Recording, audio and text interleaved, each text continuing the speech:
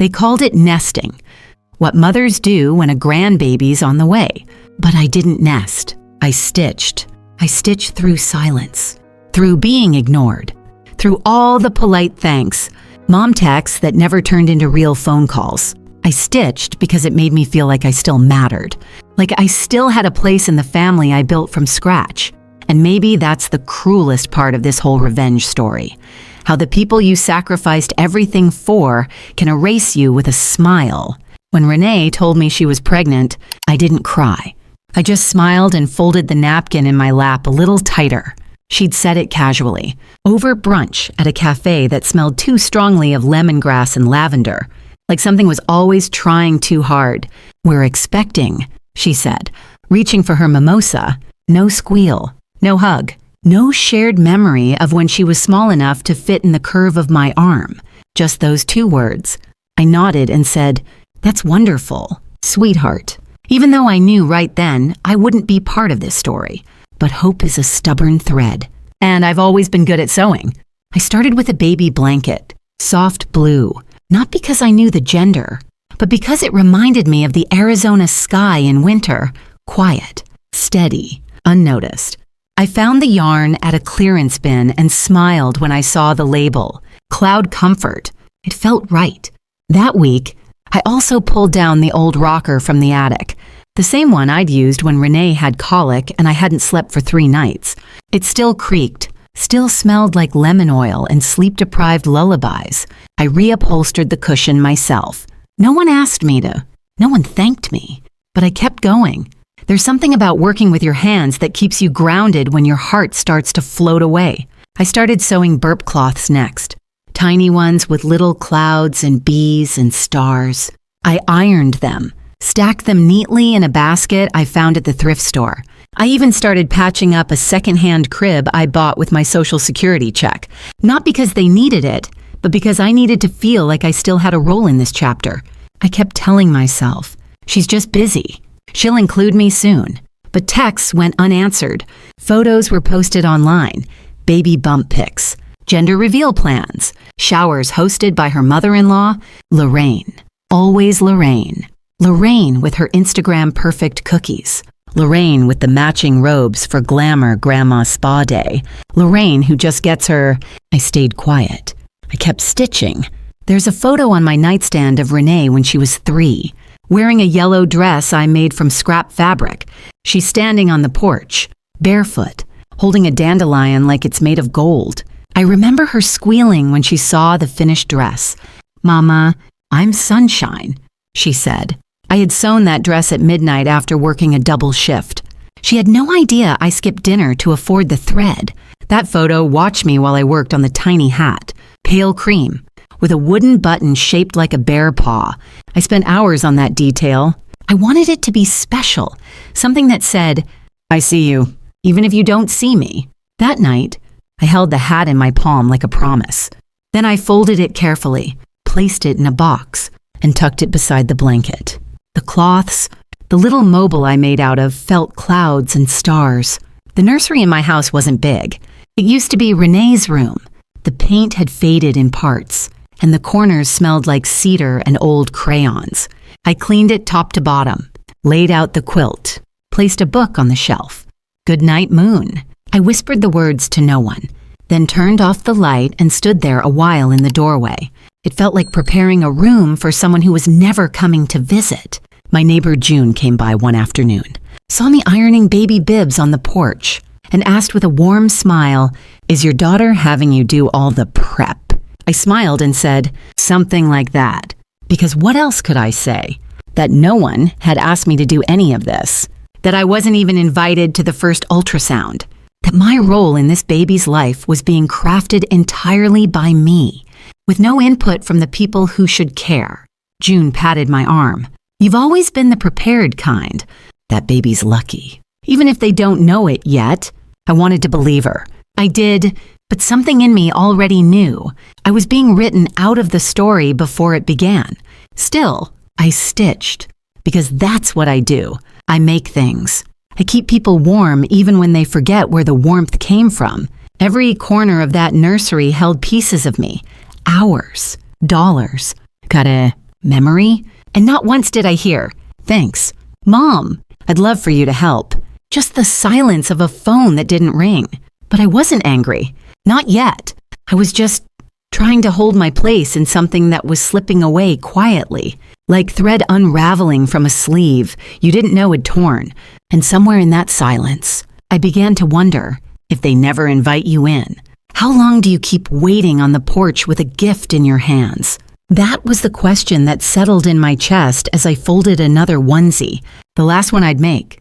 The music had been soft, the kind meant to fade into the background while people laughed and passed deviled eggs and poured wine. Renee's backyard sparkled with rented lights strung through the lemon trees. The table was set with Pinterest precision, white linen, gold chargers, hand-lettered name cards. I found my name near the end, between two people I didn't recognize. But I smiled and sat down, smoothing the skirt I'd ironed twice that morning. Lorraine stood nearby, glowing like a magazine ad in soft florals and pearls. She laughed just a little too loudly, her arm around Renee's waist like she belonged there more than I ever had. I tried not to mind. I tried not to notice how everyone turned to her for directions, for approval, for stories. I told myself it wasn't a competition. But the truth is, I'd already lost a game I didn't know we were playing. Dinner moved slowly. People clinked glasses, made light conversation about strollers and midwives and birth plans. I listened, nodded politely, passed the roles when asked. I stayed in my corner, like a guest in a life I used to shape. I thought maybe, just maybe, there'd be a moment for me, a smile, a mention, a thank you. Instead, there was a toast. Renee stood, wine glass in hand, her eyes shining under the string lights. Everyone hushed. She looked around the table with that confident charm she always carried when she wanted to impress. She touched her belly, then looked at Lorraine. "I just want to say," she began, "that I feel so incredibly lucky." I leaned in slightly. Maybe she'd mention us. Maybe I hadn't imagined the connection we once had. She continued, "Not everyone gets to have a mother figure who really gets them, who understands what they're going through, who shows up in all the ways that matter." My heart thudded once, a warm pulse of anticipation, of hope. She looked at Lorraine. "I feel so lucky that I have you. Truly, you're the kind of mother I wish had raised me." A few people chuckled politely. Someone murmured, "Oh." Lorraine beamed. And I stopped breathing. She didn't even glance my way. She didn't even say my name. And just like that, the years I'd spent scraping by, staying up with her during fevers, selling my wedding china to pay for her prom dress, all of it fell into the pit of silence her words left behind. The fork in my hand paused midair. The sound of laughter dimmed around me.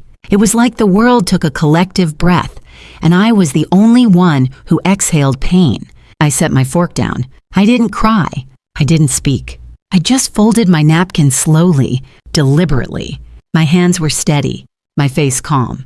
Then, very quietly, I said, "Well, if she's the mother you wish raised you, I suppose she can finance your life moving forward." The table went silent, not shocked, just still, like they all agreed and didn't want to say it out loud. No one stopped me when I stood. No one called after me when I pushed back my chair. The scrape of wood against stone sounded louder than any of their approval ever had. I walked away from that table, from the lights, from the laughter. I didn't take my purse. I didn't take the casserole I brought.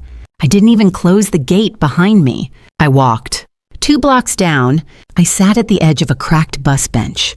The streetlight above me buzzed quietly. My hands trembled, not from anger, but from the chill of realization. It wasn't just the toast. It was everything that came before it. The slow exclusion, the decision to replace me, the erasure. And maybe the worst part was, she meant it. She'd rehearsed that toast. She said it with a smile. If you've ever sat through a moment like that where someone smiled while erasing you, then you understand the kind of heartbreak that doesn't make noise. It just settles, quietly, like dust on a photo no one looks at anymore. I stayed on that bench for over an hour, watching cars pass, watching people live lives that didn't require them to justify their existence at a family dinner. When I got home, I walked into the nursery I'd prepared. The blanket still lay folded across the crib. The rocking chair sat by the window, waiting for a story time that would never come. I took the little hat I'd knitted and held it in my palm.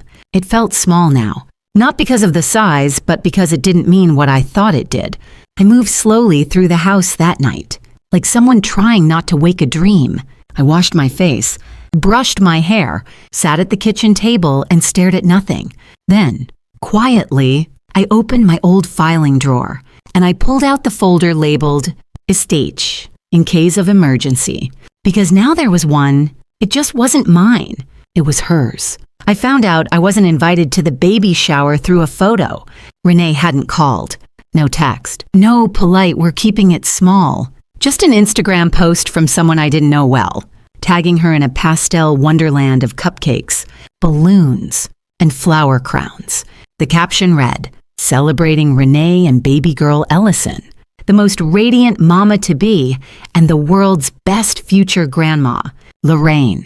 Lorraine. Again, always Lorraine. I stared at the photo for a long time. I couldn't stop looking at it. Like my brain needed more time to understand that I really wasn't there, that no one had saved me a chair, that the woman called Grandma in glitter script on a pink sash was not me. The worst part, the party had been held 2 miles from my house. I could have walked. I'd been home the whole time, knitting, ironing, folding baby clothes for a nursery no one planned to visit. The next morning, I opened the front hall closet and took out the box labeled shower gifts. I had spent weeks filling it. A pale green swaddle blanket I'd made by hand. A memory journal for first words and baby steps. A secondhand picture frame I'd refinished and painted soft cream. I had even written a note card. For the little one, love, Grandma. I used to write Mom, but I had crossed that out and written Grandma instead, thinking it was my new beginning. I took the card and tore it in half. Then I put the lid back on the box and slid it under the bed. Not to throw away. Not yet, but I wasn't giving it to her anymore. Later that afternoon, I opened the nursery door. It felt cold, like it knew. The sun hit the rocking chair just right, casting long shadows across the hardwood floor. I stood there for a moment, then stepped in and sat down. It creaked, soft and familiar. I looked around the room, taking in everything I had done. The curtains I had sewn from old muslin sheets. The little bare mobile I had stitched by hand. The changing table I had sanded and painted sky blue. It was warm, gentle, ready, and absolutely unwanted. That was the heartbreak I hadn't prepared for. Not that I wasn't appreciated, not even that I wasn't needed, but that I had been actively replaced. Renee had made her choice. She hadn't just drifted from me. She'd cast me out. She didn't want the version of motherhood I represented, the version that scraped together coins for doctor's visits and stayed up late sewing costumes when other kids bought theirs from stores. She wanted ease, glamour, wine tastings and curated baby boards. She wanted Lorraine. I sat in that chair for a long time, maybe an hour, maybe more. Then I stood, reached for the little booties I'd crocheted, and placed them gently back into the drawer. And I told myself, no more preparing for people who never plan to show up. That evening, June stopped by with a loaf of banana bread. She noticed the empty look on my face before she even set the plate down. "Margot," she asked carefully, "did something happen?" I told her everything. Not with drama, not with tears, just the facts, the photo, the caption, the party, my absence. June's jaw tensed. She sat across from me, folding her hands. "She didn't invite you." "No," I said. "She didn't." June shook her head. "I'm so sorry. You didn't deserve that." I nodded once, slowly. No," I said. "I didn't. It was the first time I'd said it out loud, that I deserved better. That maybe, just maybe, I had value even if my own daughter didn't see it anymore." We sat in silence for a while, the kind that isn't heavy, but sacred. Like something big had just cracked open and was letting light in. June touched my hand. "If you ever need to talk, or scream, or break a mug, I'm right down the street." I laughed quietly. "I'll keep that in mind." She left not long after. and I stood by the window, watching the sun set over the neighbor's fence. The house felt different, heavier, and lighter all at once. That night, I took down the picture of Renee from my hallway, the one from her high school graduation. I didn't rip it. I didn't throw it away. I just took it down and put it in the drawer with the rest of the nursery things. She had edited me out of her present, so maybe I needed to pause her in my past. I wasn't angry, not yet, but I was done pretending I hadn't noticed. Done pretending that love meant accepting being erased with a smile. There are moments in a mother's life when you realize you're no longer raising a child. You're witnessing the adult they chose to become. And sometimes that truth hurts more than anything you've ever felt. But pain is just a beginning, and mine had just been named. It started in the church basement over folding chairs and lukewarm coffee. I hadn't planned on going that Thursday. I'd barely slept. My bones felt heavier than usual, like grief had curled up inside them. But Margaret had called that morning, her voice bright but concerned. "You coming to set up the hymnals?" she asked. I told her yes, though I wasn't sure why. Maybe because routine has a way of saving us when we don't realize we need saving. The basement smelled like cinnamon potpourri and something old. Maybe the carpet, maybe the years. I took my usual spot, second table from the back. Margaret was already there, stacking programs with her usual precision. "You look tired," she said gently. "I am," I replied. She waited a beat before asking, "Want to talk about it?" I didn't, but I did, so I told her about the baby shower I wasn't invited to, the toast at the birthday dinner, the room I'd built that no one would enter, the gifts I'd packed and unpacked again. I didn't cry. I didn't dramatize. I just laid it out like laundry on a line, one quiet hurt after another. Margaret didn't interrupt. When I finished, she placed her hand on mine and said, "She said all that with you sitting right there." I nodded. She leaned back and exhaled through her nose. "I always knew that girl resented your steadiness." That word, steadiness, landed in me like a dropped coin. She never liked that you didn't spoil her, like the Mitchells spoiled their girls. She continued, "But you gave her everything. You gave her a spine, and maybe she doesn't want to remember that." I didn't speak, but something shifted inside me. Margaret saw it. She leaned in. "You were never fun," she said, "but you were faithful. You didn't throw glitter. You showed up every time." We finished setting up in silence, but my silence wasn't the same. That night, I sat at my kitchen table with a cup of tea gone cold. The overhead light buzzed softly. I stared at the nursery doorway down the hall, the same way I had for weeks, but something inside me had tilted. Something had cracked just enough to let the truth in. She didn't forget what I did for her. She chose not to see it, and that was different. That was everything. For years, I'd told myself she was busy. That motherhood would make her appreciate me. That time would circle back around. But now I saw it clearly. This wasn't absent-mindedness. This was erasure. Deliberate. Polished. Public. She didn't just prefer Lorraine. She needed me to be the opposite of Lorraine so she could justify trading me in. Because if I'd been enough, what would that say about who she was now? So she rewrote the story. I was no longer the mother who worked night shifts to keep the lights on. I was too practical. I wasn't the woman who gave up vacations to buy her point shoes. I was emotionally distant. I wasn't the arms that held her after her divorce. I was controlling. It was easier to love someone who hadn't seen her at her worst. Easier to praise the woman with champagne and Pinterest boards than the one with tired hands and a sewing kit in her purse. That's when I knew this wasn't about Lorraine. It wasn't even about me. It was about shame. I reminded Renee of everything she wanted to forget. Struggle. Sacrifice. Starting over with nothing but willpower and a used car.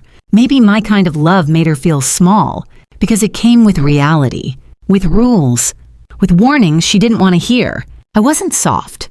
I was safe. And now she wanted shiny. I stood and went to the hallway. My eyes fell on the photo collage I hadn't updated since her wedding. I traced her high school portrait with one finger, then took it down gently, not with bitterness, but with intention. Back in the kitchen, I opened the drawer labeled Important Docs and pulled out the envelope that said Will, update needed. I stared at it for a long time. then slid it aside and reached for a blank piece of paper. I didn't know yet what I would say, but I knew I'd say it. And I knew it wouldn't be out of anger. It would be out of clarity. Because here's the truth no one talks about. There comes a point in every mother's life when she has to stop trying to be chosen. Stop shrinking to stay included. Stop making space for people who only call when they need something. I made space for her for 37 years. Now, I was going to make space for myself. And it wouldn't be loud. It wouldn't be cruel. It would be mine. That night, I wrote the first line. This is not a letter of bitterness. This is a record of memory. I slept through the night for the first time in weeks. The law office wasn't grand. No columns, no brass plaques. Just a low brick building with dusty blinds and a worn welcome mat. But I didn't come for aesthetics. I came for finality. The receptionist greeted me with a bland smile. Can I help you? Yes, I said. I have an appointment with Darius Miles. She motioned toward a small waiting area. I sat, purse in lap, hands folded. My heart wasn't racing. I wasn't angry. I wasn't grieving. I just felt done. When Darius came out, he looked younger than I remembered. He wore one of those crisp suits that look expensive until you notice the scuffed shoes. Amos, Ellison, Miss, I corrected. Standing, just Margot, he nodded and led me into a small office with a glass desk and a stack of neatly aligned manila folders. As I sat down, I noticed one labeled Ellison. Margot, revision. You said on the phone you'd like to amend your will. He started, flipping open the folder. I'd like to remove a name, I said. My voice didn't shake. My daughter's? He paused. I see, he said. Carefully neutral. I'm not doing it to punish her. I added, I'm doing it to be honest. She's no longer part of my life. And I've decided not to leave my legacy to someone who tried so hard to erase me from hers. He studied me, then nodded slowly. Understood. He asked if I wanted to name a new beneficiary. I already have, I said, reaching into my purse. I handed him a sealed envelope. Inside was everything I'd written since that night at the church basement. My plan, my mission, my clarity. I want to create a fund, I said, for women like me. Women who did the work but were told they weren't enough. Women who stayed and served and stitched lives back together in silence. He nodded, taking notes. I want to call it the Not Her Real Mom Foundation. Oh, his eyebrows lifted slightly. Ironic, I added, but accurate. He smiled softly, then got to work. We spent an hour reviewing documents, drafting language, confirming details. When he handed me the draft to sign, I read every line, slowly, carefully, not because I didn't trust him, but because this was the first thing in years that was entirely mine. When I signed my name, I felt no vindication, no rush of satisfaction, just peace, like I'd finally stopped carrying someone else's silence. Afterwards, I walked to the bakery on 5th Street and bought a raspberry scone. Warm, fresh, flaking. I hadn't treated myself in a long time. I sat on a bench and ate it slowly, watching cars pass, the sun bright against the sidewalk. I didn't check my phone. I didn't think about Renee. I just breathed. That evening, I pulled out the box of heirlooms, my mother's locket, the silver tea set from my wedding, the hand-stitched quilt from my grandmother. I packed them carefully into a new box, one not labeled Renee's future. She'd always assumed those things would be hers. She used to say, when I have a daughter, I'll pass all this down. But she'd never asked if I agreed, never even wondered what they meant to me. She assumed blood was the price of inheritance. But I've learned that legacy is earned. I called a private collector the next day, a polite man with gloves and soft compliments. He understood the value of history, not because of names attached to it, but because of the hands that made it. He didn't ask why I was selling. I didn't offer. That same afternoon, I visited the bank and closed the joint savings account I'd opened for Renee years ago, the one she never contributed to, but often referenced in emergencies. Then I updated my medical forms, removed her name from emergency contacts. It didn't hurt as much as I thought it would. It felt like sweeping dust from a shelf. Later that night, I changed the locks on my doors, not because she had a key, but because I needed the symbolic act of saying, "You don't get to walk in anymore." I moved through the house like a woman finally clearing smoke from a fire that had long since burned out. I opened windows, let in air. I put on soft music, not sad, not loud, just still. I made a sandwich and sat at the kitchen table where her toast had broken me. I looked at the chair where she sat that night, raising a glass to the woman she'd replaced me with, and I let it be empty. I didn't rehearse conversations. I didn't imagine confrontations. I just ate my sandwich and thought about what I would do tomorrow. And the day after that, because I wasn't looking for revenge, I was building something, quietly, carefully, one decision at a time. This wasn't rage, it was restoration. And for the first time in years, I felt whole again, not because I'd won, but because I'd stopped begging to be seen. The call came on a Tuesday morning, just as I was clipping rosemary from the garden. I saw her name flash across the screen, Renee. The letters looked unfamiliar somehow, like a name pulled from someone else's life. I stared at it for a few rings before answering, not because I was afraid, but because I already knew it wouldn't be what I wanted to hear. "Hi, Mom," she said, too brightly. "Hope I'm not catching you at a bad time." I wiped my hands on my apron and kept my voice level. "I'm home," I said, "but I've got a few things going." There was a pause. Not long, but enough. "Well," she continued, her tone soft and practiced, "we're finally getting the nursery together. Thought maybe if you had time, you could come by and help pick paint colors. You were always good with that sort of thing." I stood there on the patio, sun on my back, and looked out over the yard I'd spent years shaping. Lavender in bloom, basil growing wild near the fence, and I thought, she still thinks I'm waiting for permission to matter. I lifted the phone back to my ear. "I've got other priorities right now," I said gently. Longer pause this time. "Oh," she replied. "Like what?" I smiled. Not because it was funny, but because there it was. The moment she realized the ground had shifted, that I wasn't standing still anymore, waiting for breadcrumbs. "I'm working on something personal," I said. And honestly, I'm not available to help decorate. The silence on the other end wasn't just awkward. It was offended. She tried to recover. "That's not fair." "Mom, I just thought it'd be nice. For the baby. For us to do something together again."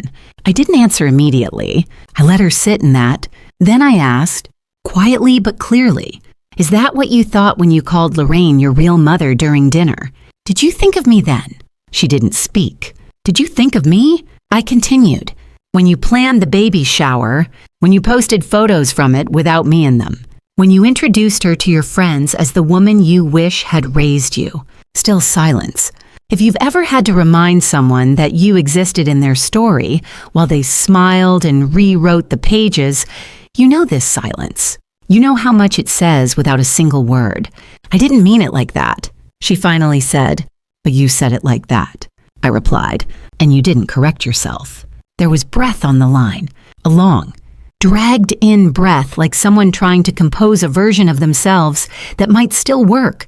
"Well, I guess I didn't realize you'd taken it so hard."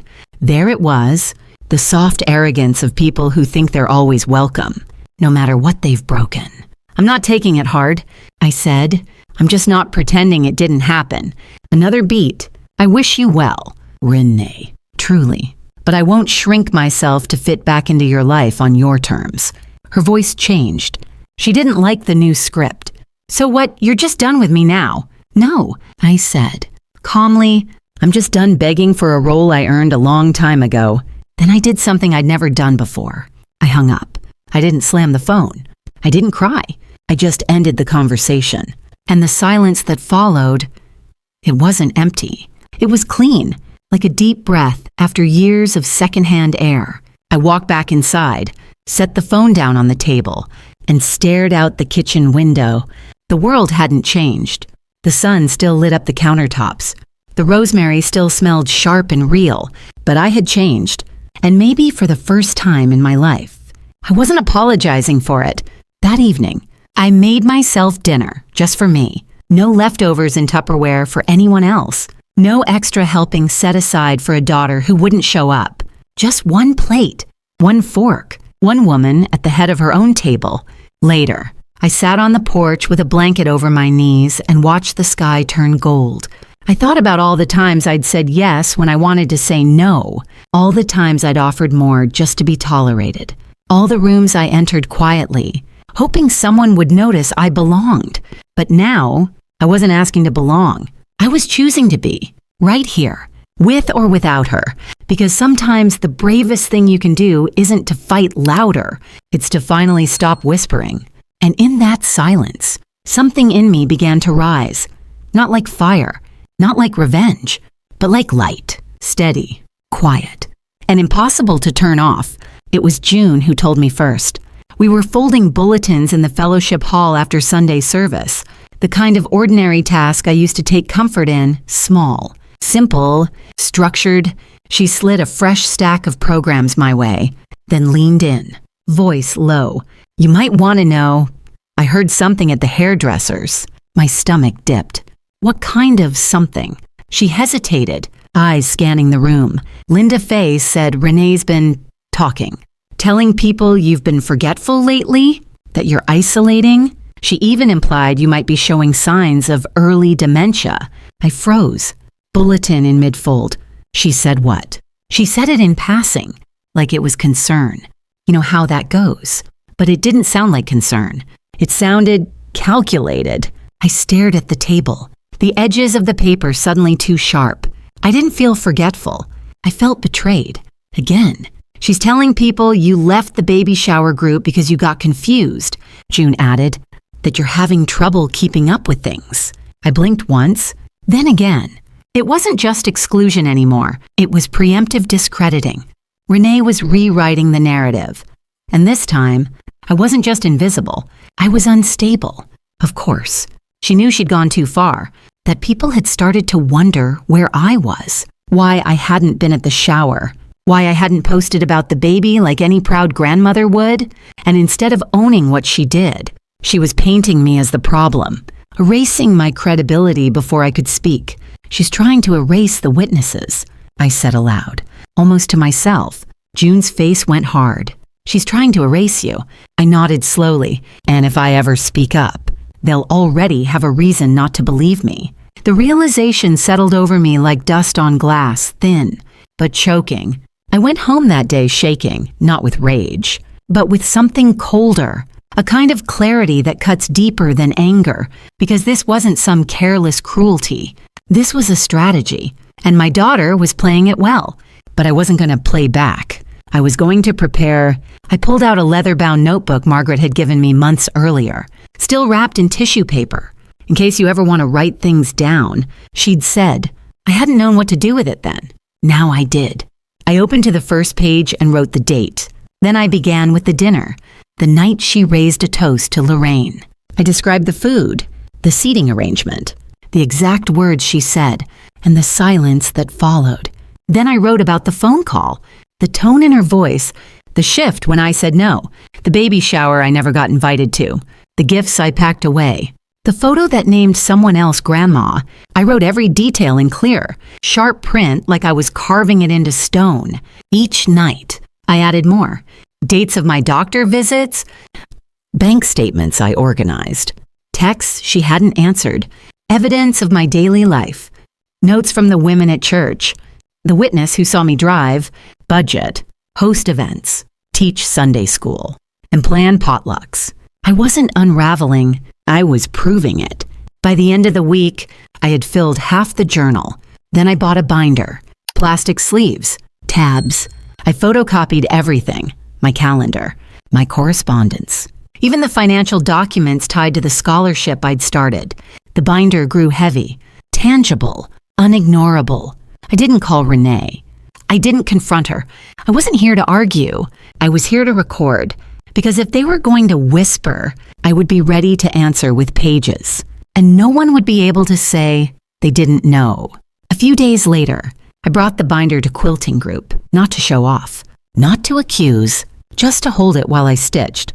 Like armor, like truth tucked between thread and needle. June glanced over and raised an eyebrow. I nodded. It's called clarity. She didn't open it. She didn't have to. She placed her hand on mine. If they ever come for you again, "We'll be ready." I smiled softly. "They already came." She nodded once, her voice firm. "Then now you're not alone." And for the first time in weeks, I felt it, that what was taken from me couldn't be undone. But what remained was mine to protect. So I kept stitching, and beside me, the truth waited quietly, bound, documented, and stronger than any rumor. We were sitting around the quilting tables at the community center when I finally opened the binder. It wasn't a dramatic moment. No speeches, no gasps, just the quiet rustle of fabric and scissors, the smell of starch and cinnamon coffee, and the kind of stillness that only comes when women who've carried a lot know something heavy is about to be said. I laid the binder flat on the table, right beside my half-stitched square of bluebirds, and said calmly, "I'm not here to accuse anyone. I just want this to exist." June was the first to glance at it, her hands resting gently on her lap. Margaret looked over her glasses, eyes narrowing with interest. Beth leaned in, threading her needle slower than usual. "What is it?" June asked. "Clarity," I replied. Every word, every step, every fact that my daughter has tried to scrub out of the story. I flipped open the cover. The first page held a copy of the invitation to the dinner, the one where she toasted her mother-in-law. Beneath it, I had typed out the quote word for word, the date, the time, the names of those in attendance. Next, a screenshot of the baby shower post, with the caption highlighting Lorraine as the real grandmother. No mention of me. None. Followed by the photo I took of the nursery I had built in my own home. Untouched. Empty. Then the call log from the day Renee asked me to pick paint colors. Her tone full of sugar and convenience. My response measured and final. And after that, the note I wrote after she began telling people I was not well, backed by a list of my doctor visits, my clean mental health checkup, and letters from the women at church who'd seen me organize fundraisers, balance budgets, and serve potluck for 40 without forgetting a single dish. Every page in that binder had weight. It didn't shout. It didn't accuse. It simply existed, undeniable and whole. Beth reached for it first. She read slowly, turning the pages like she was holding a baby bird. "Margot," she whispered, "this is clear." Margaret finished for her. "It's clear." I didn't want to fight her, I said. I just didn't want to disappear. They nodded, one by one, as if I'd said something they hadn't known they needed to hear. Because it wasn't just my story I'd laid out. It was the shape of theirs. Too, how many of us had been rewritten when we stopped being useful? How many had been labeled difficult for standing still when someone tried to push us aside? How many had been cast as unstable because we dared to say, "That hurt. That wasn't fair. I still matter." "I remember last month," Beth said quietly, "when you ran the meal train for Judy after her hip surgery. You didn't just cook. You stayed and did her dishes. Nobody wrote that in a binder, but I won't forget it. You did the taxes for the fundraiser," Gretchen added, balance to the penny. My husband still brags about it. Even Lorraine D., the shyest of us all, said, "You taught me how to sew a zipper. That wasn't even part of the class." I didn't speak. I just let the room speak for me. And in that moment, I realized something I hadn't dared hope. I hadn't been erased. Not truly. Not here. Outside. Renee could spin whatever story made her feel better about what she'd done. She could charm her friends, flatter her mother-in-law, pretend I had faded on my own. But in this room, I was still whole, still seen, still me. June finally closed the binder and placed it gently back on the table. "If anyone repeats those rumors," she said, "they'll have to say them in front of us." I didn't cry, but I exhaled something deep and heavy that had lived in me for too long. "I'm not trying to win," I said softly. "I'm just done being erased." We returned to our stitching, but the silence had shifted. Not tight or polite, solid, like a floor newly reinforced beneath our feet. Later that evening, I placed the binder back in my safe, not because I feared it being taken, but because it had done its job. It didn't need to be carried anymore. It just needed to exist. Quietly, firmly, truthfully, I stood in my living room and looked around. The light coming in through the window felt different, not because the day had changed, but because no one could take that from me now. Not with a lie, not with a toast, not with a whisper, because I had told the truth, and I had told it well. The following week, I arrived early to quilting group earlier than usual. I brought lemon bars, the kind with powdered sugar that gets everywhere, and the binder, tucked neatly under my arm. I didn't wave it around. I didn't open it. I just set it beside my sewing tote, as casually as a purse. Something had shifted in the air since last time. Not tension, something firmer. Kinder, like the ground beneath me had gone from uncertain to solid. The women greeted me, not with polite smiles, but with small nods that meant something. I hadn't asked for loyalty, but it had arrived anyway. Beth sat across from me, working on a sunflower square. She glanced up, eyes warm. "Margot," she said, "I've been thinking about that binder all week." I smiled gently. "It's not for show." "I know," she replied. "That's what makes it matter." Margaret slid into the seat beside me, her thermos thudding softly on the table. She leaned close. "Just so you know," she murmured, "word's gotten out. The whispers about you. They're fading. Quickly. And what's replacing them?" I asked. She looked at me, sharp and steady. "The truth." The meeting moved along as it always did. Pins. Patches. Pattern talk. But as the minutes ticked on, something happened I didn't expect. The stories came, not about me at first, about them. Beth told a story about her niece, how she'd planned a wedding without inviting her, how she'd told people Beth was too critical to be around. Beth's voice didn't shake, but her eyes did. I raised her after her mom passed, she said, and I got her raised because I didn't know how to do centerpieces like her fiancé's mother. There was a pause, then Gretchen spoke. My daughter said I didn't believe in her dreams because I told her not to drop out of college for a man with a podcast. Now she won't speak to me. I'm the villain because I told the truth. Each story unfurled like thread unspooling from a spool no one had dared touch before. Not in public, not without shame. But here, in this room, women listened. Women nodded. Women remembered themselves. And then, Margaret placed her hand on my arm. "What you did." Margot, writing it down. "Standing still while she tried to erase you." That gave the rest of us permission. If you've ever been made into the bitter mother or the too strong woman just for holding the line while someone else rebranded your love as damage, you know what that moment feels like. You know what it means when someone sees your silence and doesn't call it weakness, but truth. I didn't speak right away. I just sat there, letting it all wash over me. I'd come to this group to keep my hands busy. Now it was keeping my heart steady. I didn't do it to be brave. I finally said, I did it because I was tired of pretending my love didn't count, just because it didn't sparkle. Silence followed, but not empty silence. The kind that holds space. The kind that says, "We understand. We see you." June wiped her hands and said, "Margot, do you remember when you organized that fundraiser for the elementary school? You handled every receipt, every dollar, every detail." I nodded slowly. "It was for the library expansion." "Exactly," she said. "That school didn't thank you. But you built something real there, and now you've done it again." She nodded toward the binder. "That's not just paper. That's structure. That's proof." I swallowed hard, because she was right, and I hadn't thought of it that way. I'd thought I was simply recording a loss. But maybe I was preserving a foundation. A few others asked if I'd be willing to help them organize their own binders, not to fight with their children, but to hold on to their truth, quietly, firmly, so that if the world came for them with gossip or judgment, they wouldn't be standing on sand. I'd be honored, I said. That evening, as the meeting wound down and the folding chairs scraped softly against linoleum, Beth pulled me aside.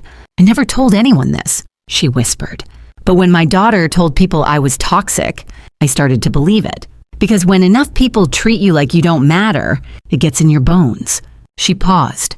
"But after seeing how you refused to disappear, I remembered who I was before all that." I touched her hand. "We don't have to yell to be remembered.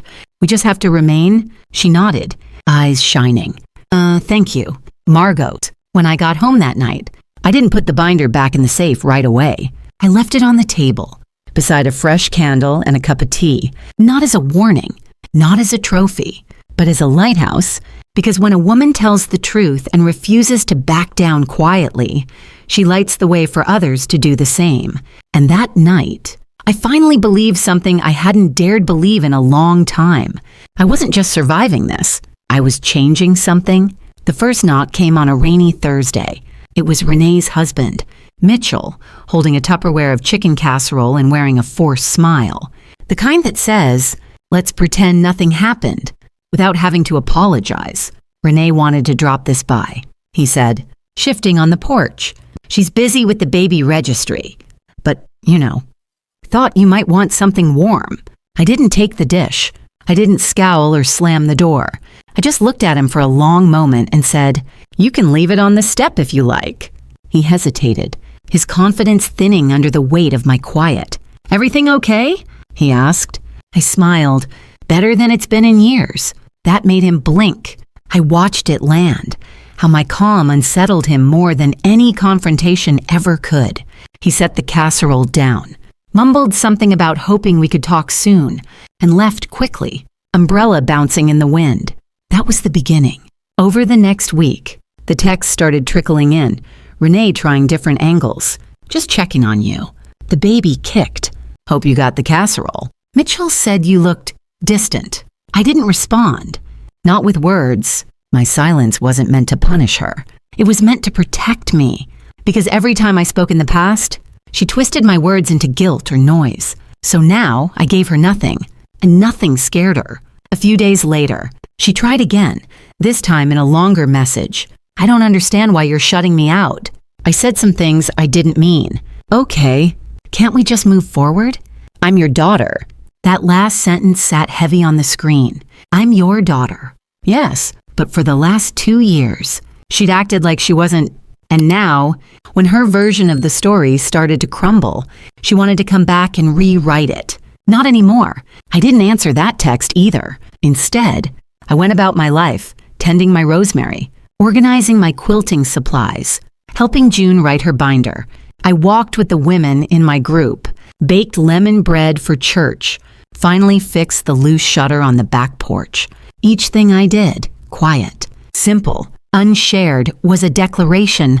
I'm still here, still strong, and no longer waiting to be chosen. The silence didn't just disturb Renee, it started to expose her. Apparently, she'd been telling people I was increasingly forgetful. But now those same people saw me running the donation booth at church, collecting recipes for the holiday potluck, organizing carpool to a senior center. They saw me, clear-headed, grounded, present, and they started wondering who'd really been lying. I heard from Margaret that someone finally asked Renee, "If your mom's doing so well, why did you say she wasn't?" Renee got flustered, apparently claimed she'd been misunderstood, but the damage was done. Not to me, to her carefully controlled version of the story. She didn't know how to handle it. She couldn't say I'd yelled at her. She couldn't say I disrespected her. All I'd done was stop showing up. And suddenly, her new world, one where Lorraine played the wise, loving real mom role, didn't feel as clean as she'd painted it. Because here's the truth. When you quietly reclaim your worth, it forces people to confront how they treated you, and they'll either reflect or panic. Renee panicked. Mitchell stopped by again the next week. No casserole this time. Just a stiff smile and a hollow, "We miss you." I offered him a cup of tea. He declined. Then he asked, "Are you really not coming to the baby's gender reveal?" "I wasn't invited," I said plainly. He rubbed the back of his neck. "I think that was just a miscommunication." "No," I replied, still calm. "It was a decision, and now I'm making mine." He didn't push further, because what could he say? I wasn't bitter. I was just gone. And for the first time in years, they were the ones feeling left behind. The letter arrived folded in thirds, postmarked from a law firm across town, the same one where I had sat months ago, binder in my lap, voice calm, hands steady. It wasn't a threat. It was a question. "Renee, it seemed, had finally gotten wind of my revised will, not from me, from someone in the community who'd heard murmurs that I had created something called the Not Her Real Mom Foundation. Renee had written a polite, clipped message. "Hi, Mom. I just wanted to clarify something I heard from a friend. Did you really change the will? I assume it's a misunderstanding. Call me." I didn't call. I waited, because I knew the real message would follow, and it did. 2 days later, a longer email arrived, less polite. It opened with, "I'm hurt and confused," moved quickly into, "After everything I've done," and ended with, "Is this really how you want to treat your only child?" That part made me pause.